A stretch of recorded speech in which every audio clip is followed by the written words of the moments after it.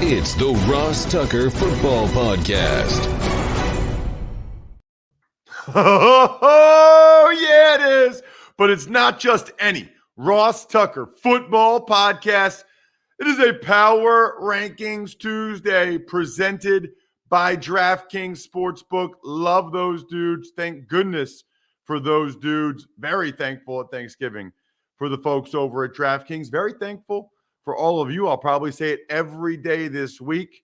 We'll have a new Spread the Word winner. Love the Facebook shares. I'm looking for them. Facebook.com/Ross Tucker NFL. Love the Twitter quote tweets where you retweet a show and say, I love this. Ross is the best. Brian's hilarious. Nothing better than Greg Cosell. Whatever. I don't care what you guys say. Pretty good chance you'll get retweeted too if you do that, which is awesome. At Ross Tucker NFL or at Ross Tucker Pod. And then myfrontpagestory.com. Last chance this week to get one of the Maddens. By the way, we had 18 orders yesterday because I talked about it on the Jim Rome show. 18 people heard me on Jim Rome's radio show and ordered a story from myfrontpagestory.com. So I don't know. Whatever I say on Jim's show is evidently a lot more convincing than whatever I tell you guys here on my show. It's simply the coolest gift ever. Being able to say to somebody, I had a story written about you, as you give it to them and they open it and they have it hanging in their house, framed on the cover of the newspaper. Amazing. YouTube shout out, as always, youtube.com/Ross Tucker NFL. People are loving the YouTube shout outs. Andy Cross's son, Chuggy, loved it. Anyway, it's Big Show time. The Big Show. Monday Night Football, Tom Brady does not like the New York Giants. 30 of 46, 307 yards, 2 touchdowns. Bucks beat the G-Men 30-10. Right, and so there's a bunch of things to get to here, Brian. Not a great game. I guess the fun part of the game was that there were 2 big man plays. Andrew Thomas scored a touchdown for the G-Men. Steve McClendon got a pick. I'll get to that. The Giants were without Logan Ryan, who's on the COVID list. I actually, those of you that listen to the Even Money podcast, which by the way, we're recording earlier than usual this morning, you know, those of you that listen to that show know that I like the Giants to keep it close. I thought the Giants had played pretty well back-to-back against the Chiefs and the Raiders. The Bucks had not been playing as well. I thought the Giants would keep it close. And it was 10-10. Logan Ryan didn't play. The Bucks marched for an opening drive touchdown with short underneath throws. Brady, they never even got to a third down. It was bing, bang, boom all the way down the field. But then the Giants marched. They got a field goal. Bucks come right back, and Brady actually ran for a first down, which you rarely see. So they get a field goal to make it 10-3. But then Mike Evans, the ball goes right through his hands. The Giants intercept it. And Jason Garrett, that tricky Jason Garrett, calls a throwback pass to Andrew Thomas, who again showed the elite athleticism of offensive linemen going up in the air, high pointing the ball. It was glorious by Andrew Thomas. Touchdown, 10-10. That was about it for the Giants. That was about all they did. Gronk was back for the Bucks, had a big game, still no AB. Chris Godwin had a good game. Mike Evans had big games. It was clear if you watched the ESPN2 telecast that Eli and Peyton Manning were very frustrated with the Giants in a lot of ways. Daniel Jones was under duress throughout. He struggled. He threw one of the worst interceptions I think I've ever seen right to Steve McClendon, the Bucks nose tackle. No idea what that was. Saquon Barkley was back for the Giants, but didn't really do very much, and that was that. Bucks 30, Giants 10. It just feels like, look, I guess the Giants can still try to finish strong, but they had a lot of their guys now. They had Saquon, they had Galladay, and they were lucky to score 10 points. Lucky to score 10. So not a great deal for the Giants. You know what is a great deal? Ladder. Ladder is 100% digital. No doctors, no needles, no paperwork when you apply for $3 million in coverage or less.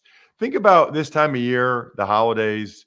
Think about your kids. I'm going to post on Instagram today. My one daughter had a crazy outfit for school today. She calls it Lily Explosion. At Ross Tucker NFL, by the way. You just want to make sure that everybody's protected, everybody's covered if anything unfortunate were to happen. All you need is a few minutes and a phone or a laptop to apply. It's that easy. And ladder policies are issued by insurers with long proven histories of paying claims. They're rated A and A plus by AM Best. Finally, I think most people know this, life insurance costs more as you get older. So now is the time to cross it off your list. Go to ladderlife.com/Ross today to see if you're instantly approved. That's LADDER life.com/Ross. Ladderlife.com/Ross. It's time for the all-important Power Rankings. The worst team in the history of the NFL is... That would be the Detroit Lions, number 32. Right. And they play on Thanksgiving. Maybe that'll be when they get their first win. I don't know if we'll see Jared Goff or not. I still tend to think no, that they would give that oblique 10 more days. The Bears will have Andy Dalton, and Andy Dalton feels like a pretty big upgrade over Tim Boyle. So that's life as a Lions fan. I feel for you guys. Number 31, the New York Jets. I don't even know what they're doing at quarterback this week. I really don't. I mean, I know it's not Mike White, I guess. So it's either Flacco or Zach Wilson. And then, of course, right when the Jets, I said yesterday, well, they got some good rookies like Michael Carter and Elijah Moore. Schefter tweets that Michael Carter's out for at least 2 or 3 weeks with an injury. The Jets, there are a bunch of fan bases, Bri, where it has got to be rough. It has been a long, tough road for some of these. Lions, Jets, Jaguars, rough. Speaking of Jaguars, they are number 30. Right. Not really competitive against the 49ers on Sunday. They lose Agnew. Urban Meyer says it was one of Trevor Lawrence's better games. Urban, don't lie to me. We watched the games, bro. We watched the games. Don't lie. No, it wasn't. 29, the Texans. How about the Texans moving up 3 spots? They deserve it. They won at the Titans on the road. They're a much better team with Tyrod Taylor. The thing that's so interesting is, like, I know you play to win the game, right? I know that.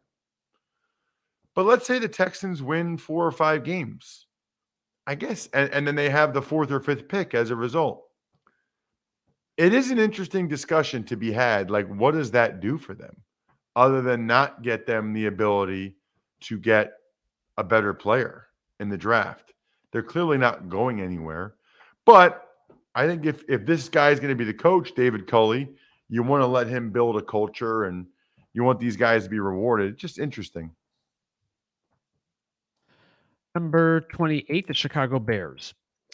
Ian Rappaport reported by Rappaport that Andy Dalton will start on Thanksgiving because of Justin Fields' ribs. Whatever's going on there, they want to give him more time to heal, which makes sense. It's just a bummer. You know, like, at least we could have Justin Fields to watch on Thanksgiving in the first game. But even that's not going to happen because he's hurt. So it's Dalton versus Boyle. 27, the Falcons. Right. So they're dropping precipitously the last couple weeks. Back-to-back really poor performances where they got totally taken to the woodshed. There's no other way around it. Just really poor job by the Falcons back-to-back games. And I got to go by what I'm seeing recently. And what I'm seeing recently is they're not very good right now. Number 26, the Seattle Seahawks. Neither are the Seahawks, and I've been pretty clear. I think it's probably time to blow the whole thing up. I think that'd probably be best, including moving Russell Wilson, getting a new head coach in there, It just feels like things have gotten stale in Seattle. Number 25, the New York Giants. It likewise feels like there will be changes in New York. You know, you don't see a lot of progress there. Now, I guess the positive for the Giants, they still have 7 more games. For all these teams, the Seahawks, the Giants, you have 6 or 7 more games. That's a lot of opportunity to turn things around to the point where you at least change the perception of the organization. And so that's what the Giants and the Seahawks and some of these teams are going to try to do. 24, the Miami Dolphins. Miami Dolphins, Miami Dolphins, Miami Dolphins, number 24. Hey, here's the deal, by the way. I did get what I think is a fair critique from someone that said, you're doing the song every day now, man. It's too much. I think I want to keep the power rankings special and keep the songs that it's not really even a song, but that keep that on the power rankings only. Dolphins have won 3 in a row. Don't look now, but the Dolphins have won 3 in a row. They deserve some credit for that. Number 23, the Las Vegas Raiders. Kind of bummed about the Raiders. They're going the wrong direction. That's 3 losses in a row. I was hoping they'd be playing really well going into the Thanksgiving Day game because I'm calling their game on Thursday for Westwood One. I'll be flying to Dallas tomorrow, calling that game on Westwood One with Dave Pash, who I've never worked with before. Really looking forward to it, though. Raiders, Cowboys, maybe the best uniform matchup in the NFL, in my mind. So should be pretty cool. But the Raiders have lost 3 in a row, 5-5. It feels like the season's kind of slipping away for them. Number 22, the Denver Broncos. They had a bye, so not much to say about them, Bri, other than the fact that if you're overcoming the odds, rewriting the playbook, delivering under pressure, the MVPs of small business lead their teams to victory all year long. Visa is proud to provide playmakers everywhere with more tools to help grow their business and help them achieve even greater success. Because the more people we can empower, the more we all win. Visa, a network working for everyone. Number 21, Carolina Panthers. So I think Carolina's solid. I think Carolina will be in the mix until the end. Cam played pretty well. It's actually unfortunate that they lost a game in which Cam played pretty well, did a nice job, but they didn't play as well defensively as they need to. I think Matt Rule even talked about that after the game. Number 20, the New Orleans Saints. Going the wrong way. They're like the Raiders of the NFC. They've lost 3 in a row. They are very beat up. They have to play on Thanksgiving again. They're playing a Bills team that will come in steaming mad, and I don't think that they will play Kamara or the tackles. I think they'll give all those guys 10 more days, which is smart. You don't want to try to force it.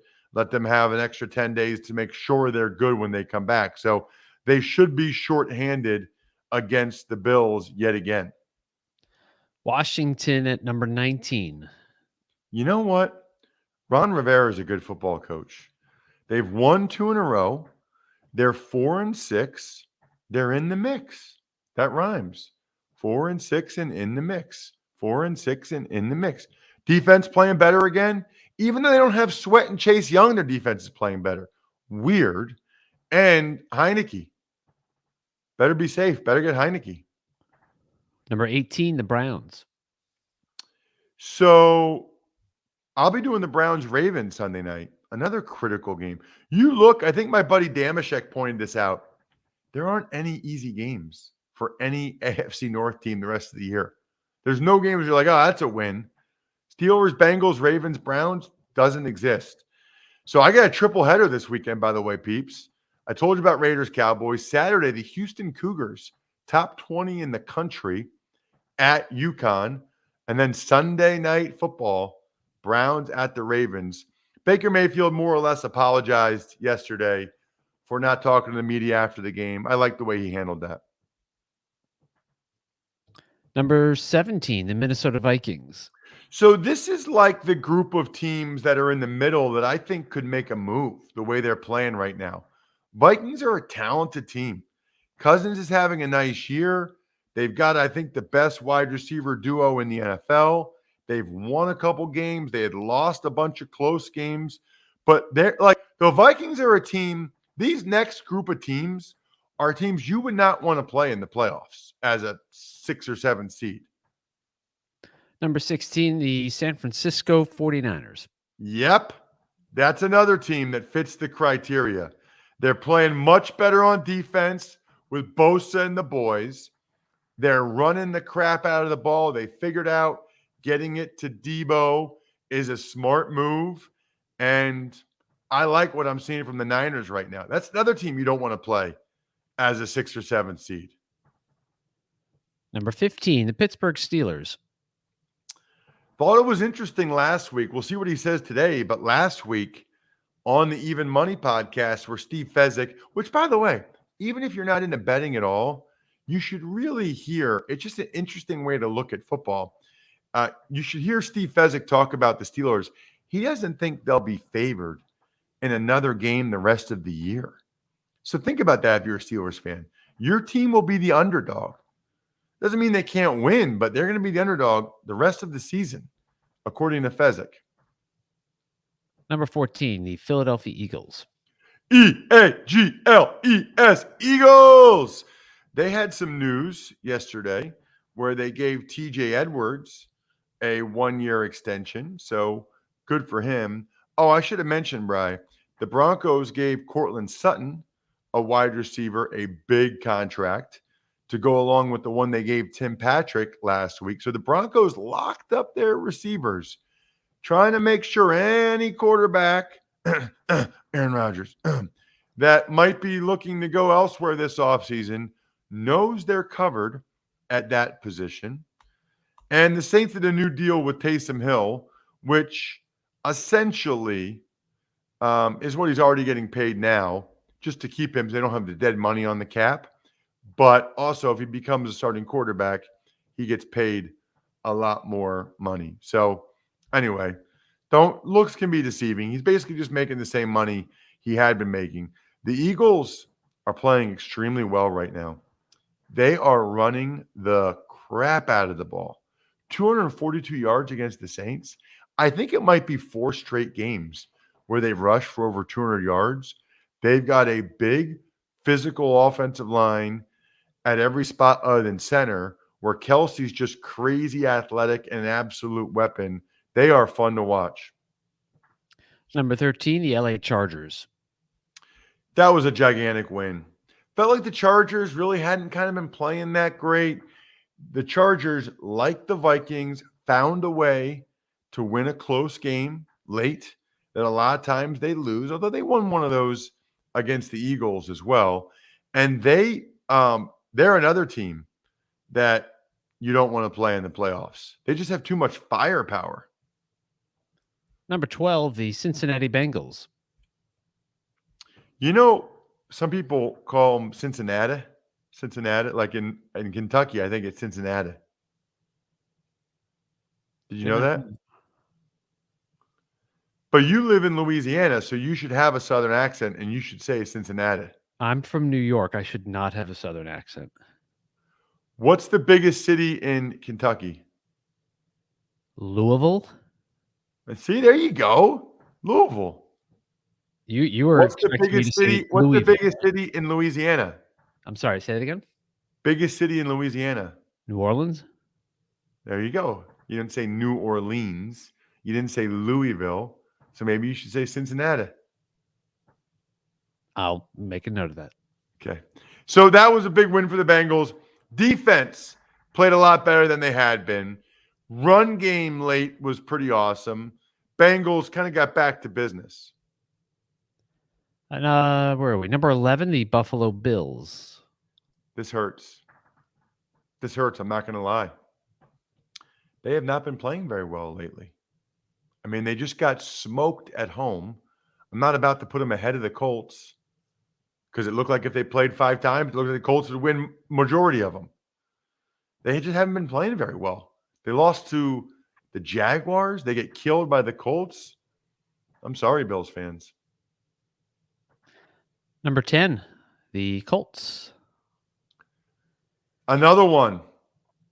And another one. Who's that? What rapper says that? DJ You're asking Khaled? about rappers. You don't know me. DJ Khaled. And another one. Another one you don't want to play in the playoffs. The way they're running the ball, Jonathan Taylor, Offensive Player of the Year in the NFL. Look out. Number 9, the LA Rams. They had a bye, so not much to say about those dudes other than huge game for them this week. A lot of eyeballs wanting to see whether or not they can recover from their last 2 games, which were not real good. They need to get back on track pronto with their Super Bowl aspirations after they just lost 2 in a row. Number 8, the Baltimore Ravens. Already mentioned, I will see them Sunday night. Closest stadium to me in the NFL. Really looking forward to that game against the Browns. Hopefully Lamar Jackson, they'll give him all the IVs and whatever he needs this week so that he can play because he's very entertaining. It'll be my 3rd Ravens game for Westwood One this year. Number 7, the Kansas City Chiefs. They're coming. They are coming. And really, the offense wasn't even that awesome on Sunday. It was really the defense that's been great for like 4 games in a row at this point. How many games have the Chiefs won in a row now? They have won 4 in a row. They were 3-4. Now they're 7-4, and it's kind of like they got their mojo back, their swag back. Which one would you be more likely to say, Brian? Mojo or swag in that instance? Do we have a third choice? You tell me. Do we? Ooh. We'll go with Mojo. Okay. Who does not have their mojo, though? Number 6, the Titans. No, they are not playing very well. They need to figure it out. They're offensively challenged. Although they did move the ball decently against the Texans, it was just a bunch of turnovers. You know, the 4 interceptions, that'll get you beat every time.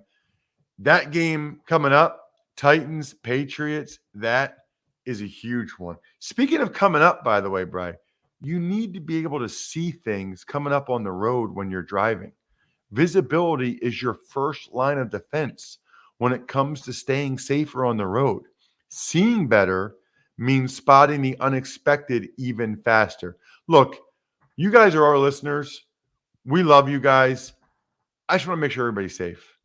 So get better visibility. Head over to AutoZone. They've got the parts and products you need to drive safer and see more behind the wheel.